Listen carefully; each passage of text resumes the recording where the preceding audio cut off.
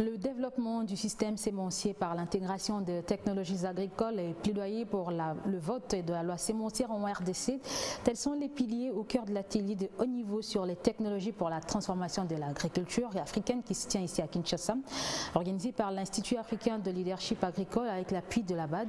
Ces réflexions agricoles sont axées sous le thème TAT en RDC pour un système sémencier efficace et mise à l'échelle de technologies performantes pour la transformation de l'agriculture congolaise. La République démocratique du Congo, potentiel agricole au cœur de l'Afrique. Le pays ne dispose toujours pas de la réglementation sémencière et connaît des déficits dans la production agricole, malgré l'augmentation des superficies d'exploitation. Pour un système sémencier congolais efficace, pilier de l'industrie de la transformation agricole que le pays ambitionne de bâtir d'ici à 2030, l'atelier de haut niveau sur les technologies pour la transformation de l'agriculture africaine, organisé du 19 au 20 octobre à Kinshasa par l'Institut africain de leadership avec l'appui de la Banque africaine de développement, s'avère un pas des géants vers ce but. Donc je pense bien qu'en Afrique, nous avons tout ce dont nous avons besoin. Nous avons l'eau, nous avons la terre, nous avons la main-d'œuvre, nous avons tout ce que nous pouvons mettre en œuvre, mettre ensemble pour que nous puissions travailler, avoir de la production, avoir de la semence pour nourrir, pas seulement l'Afrique, mais à nourrir aussi tout le monde entier. Pour faire que cela arrive, le système sémencier, c'est la partie la plus importante de l'intervention où nous allons nous appliquer ici en RDC.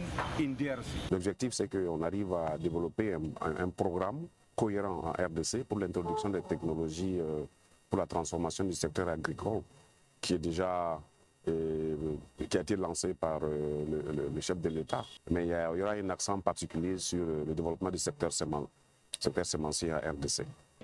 Parlementaires, secteur public et privé, producteurs agricoles, paysans, toutes les parties prenantes convergent pour un système sémencier efficace et une mise à l'échelle des technologies performantes pour la transformation de l'agriculture congolaise. Nous allons formuler des recommandations que nous allons présenter au gouvernement via le ministère ayant l'agriculture dans ses attributions pour voir comment effectivement faire aboutir et asseoir un système sémencier de qualité à travers le territoire congolais. Le partage d'expériences sur les pratiques agricoles performantes et pour l'amélioration de la productivité était également au cœur de ces échanges. N'importe qui s'improvise comme producteur de semences, comme vendeur de semences, comme importateur ou exportateur de semences. En tout cas, il faut que ces secteurs soient réglementés. Et c'est là que nous avons besoin de législateurs. Et ensemble, nous voulons vraiment essayer d'identifier et déterminer toutes les contraintes qui sont à la base.